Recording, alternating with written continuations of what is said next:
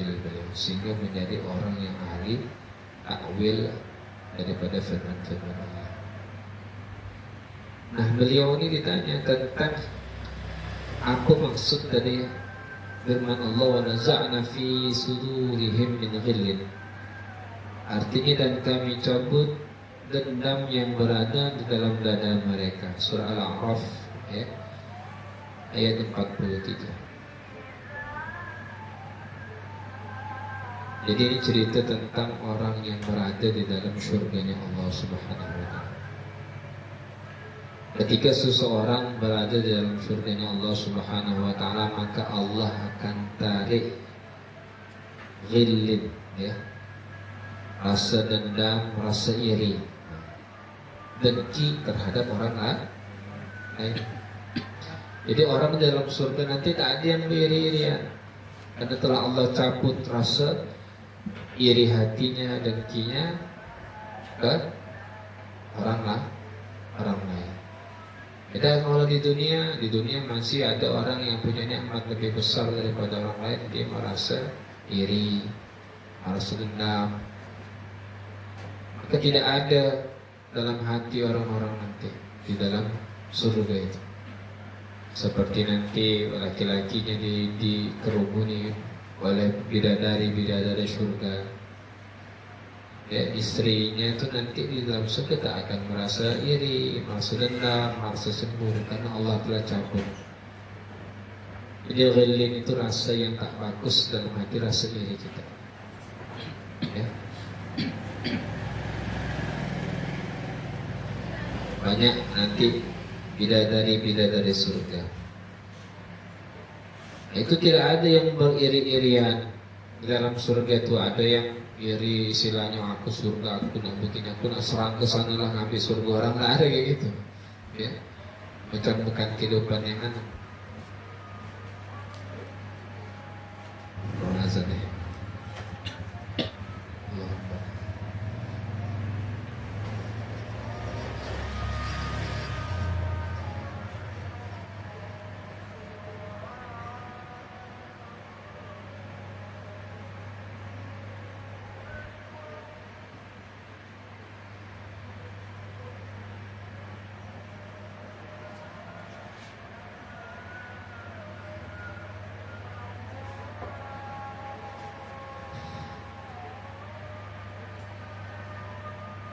Masya Allah.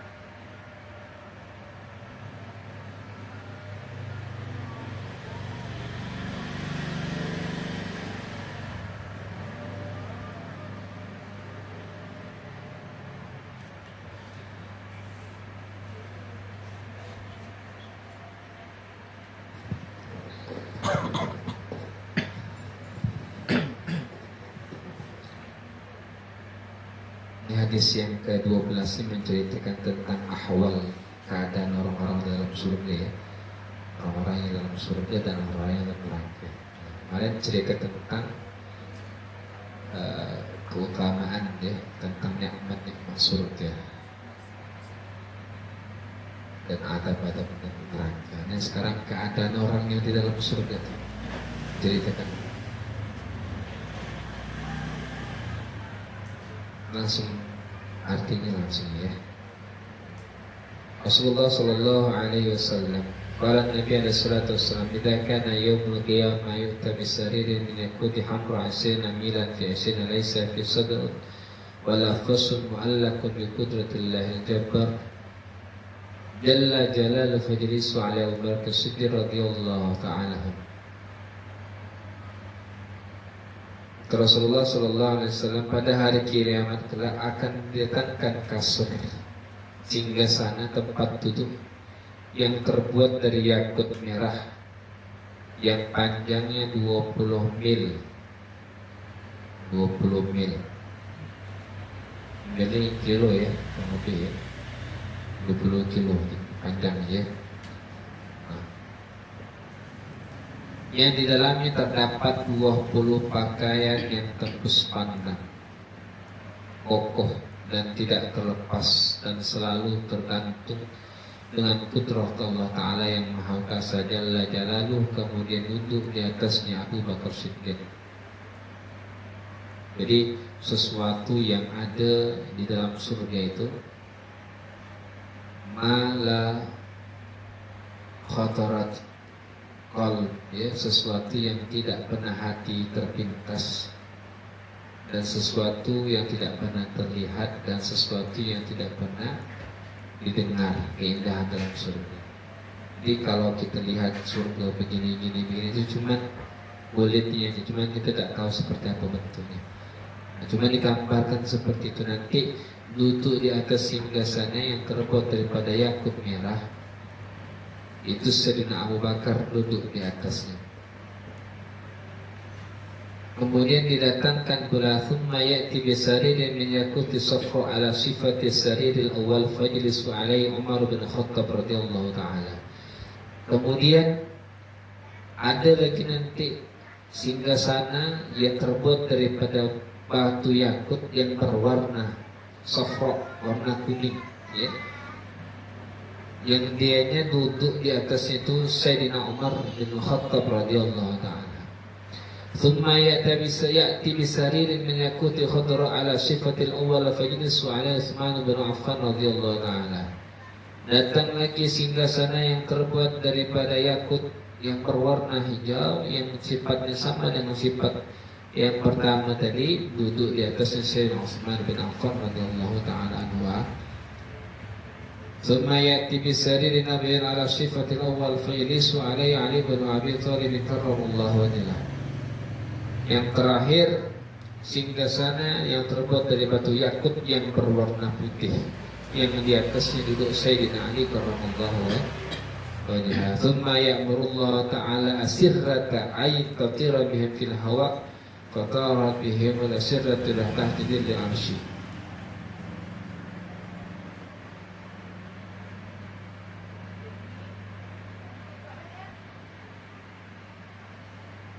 Kemudian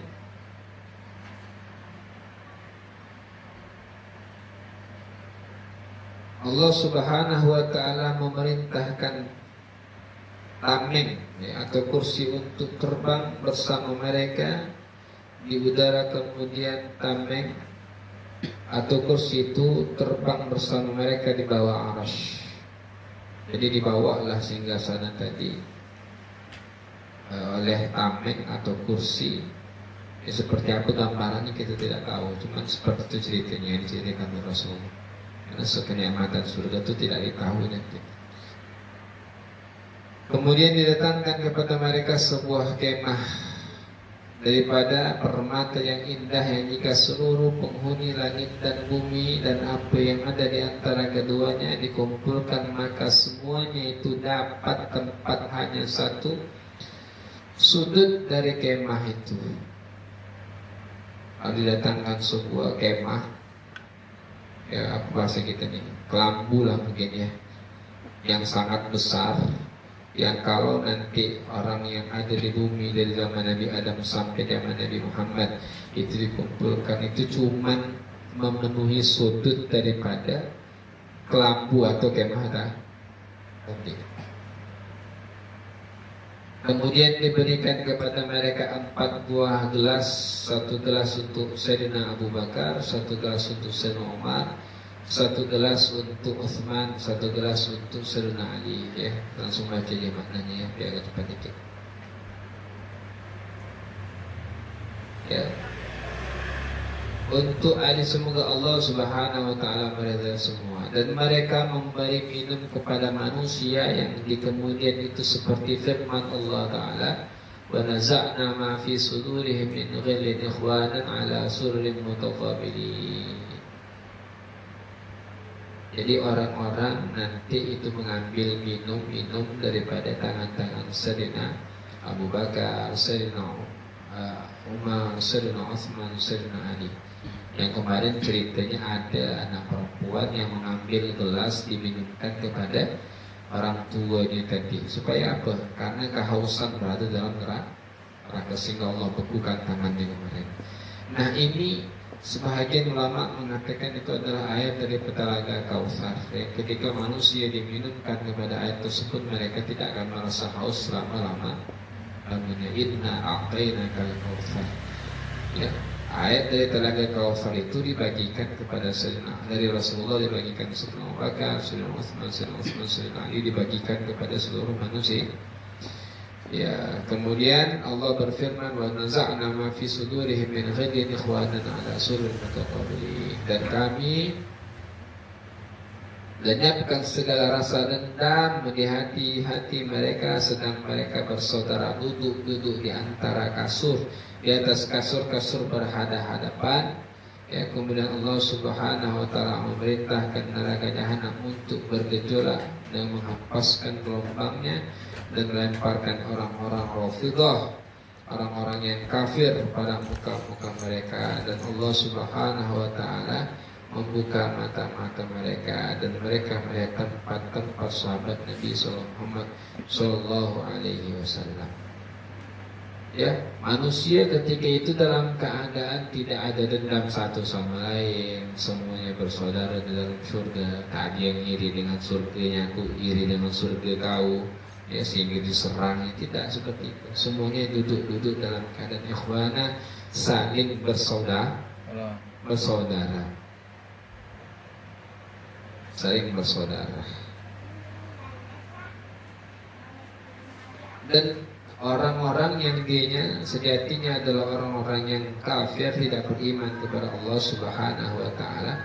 Ketika itu dibukakan oleh Allah Subhanahu wa taala penglihatan mereka kepada kejadian tersebut.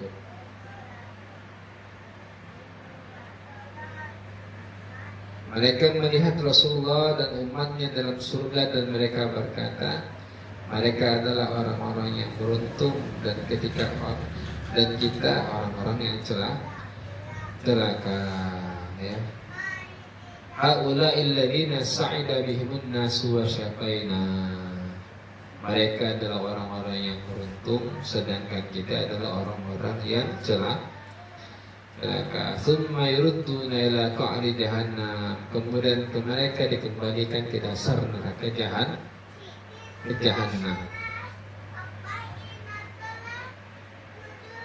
Tsumma qala an-nabi alaihi salatu wassalam, la yabghi fi an-nari man kana fi qalbihi mithqalu habatin min khardalin min al-iman illa yakhruju minha bi syafa'ati. Tidaklah, ya, akan tersiksa di dalam neraka orang-orang di dalam hatinya terdapat iman sebesar biji sawi, melainkan ia akan keluar dengan syafaat. Jadi orang-orang yang beriman kepada Rasulullah, beriman dengan Allah, itu walaupun imannya sangat kecil tetap nanti akan disyafaati oleh Rasulullah Sallallahu Alaihi Wasallam. Kullu ummati yadkhuluna jannah. Semua umatku pasti akan masuk ke dalam surga.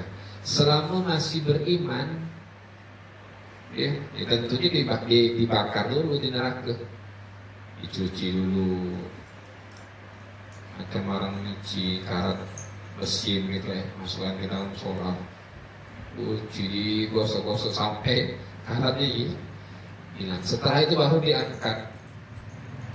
Dengan apa? Sebab syafaat Rasulullah Sallallahu Alaihi Wasallam. Jadi kadang-kadang kita berpikir tuh mati dalam keadaan beriman itu sudah alhamdulillah. Walaupun amal kita tak banyak, walaupun kita cuma na'udzubillah wal'iyadzubillah, mudahan kita langsung masuk surga. Walaupun orang tersebut masuk ke dalam neraka dulu, tapi dalam hatinya ada keimanan.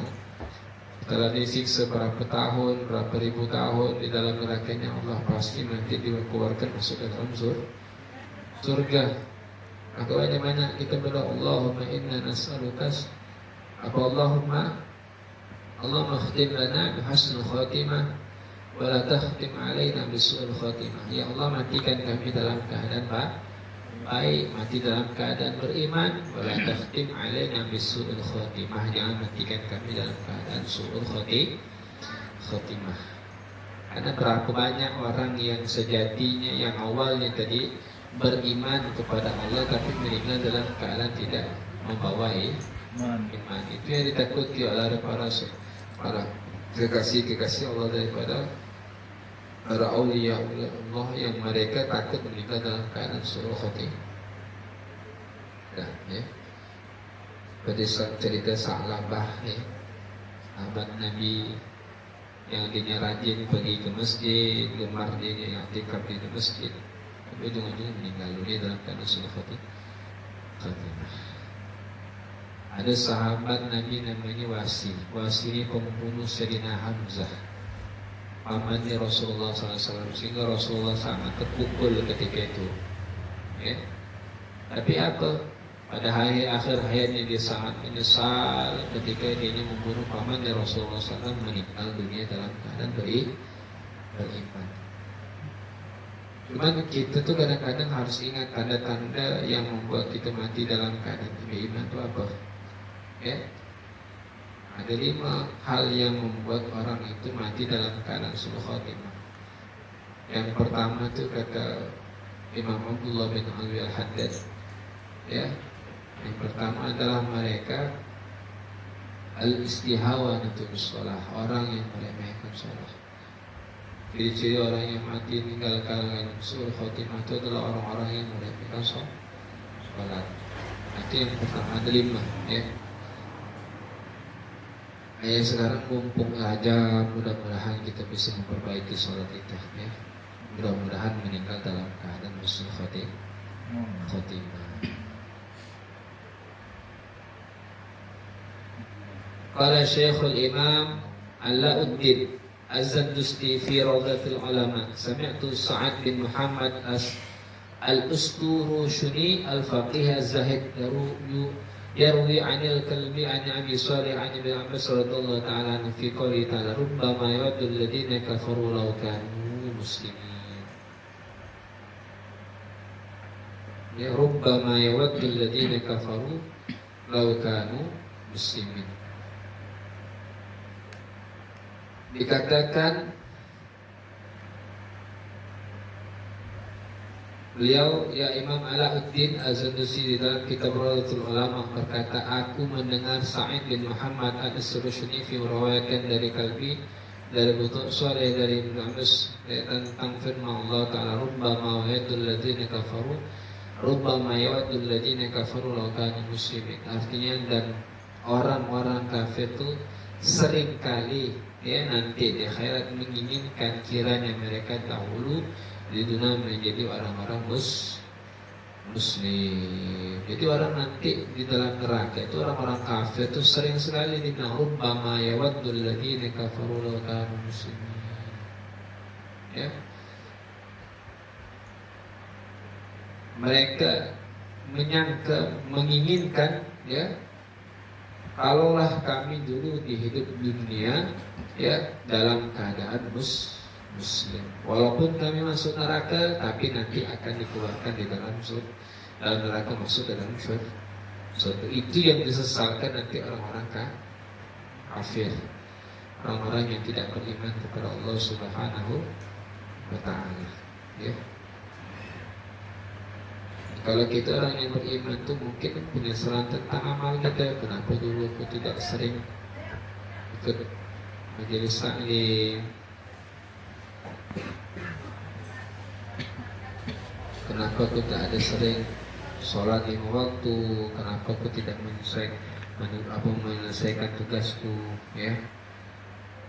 Waruya Nabi Musa al-Ash'ari al-Qiblat al-kafiruna liman radhiyallahu ta'ala qala idza jatama ahlun nar fi an-nar ma'ahum insyaallah min ahli al-qiblati qala kafirun liman fi an-nar min ahli al-qiblah alastum muslimin qalu na'am qalu fama aghna 'ankum islamukum wa antum ma'ana fi an-nar qalu kana lana dhunubun fa akhadna biha fa yaghdabu Allah 'azza wa jalla lahu yaghfir bi fadli wa rahmatihi fa ya'muru bi kulli man kana min ahli al-qiblati fi an-nar fa yakhrujuna min fahila idza yawaddu alladhina kafaru law kanu muslimin.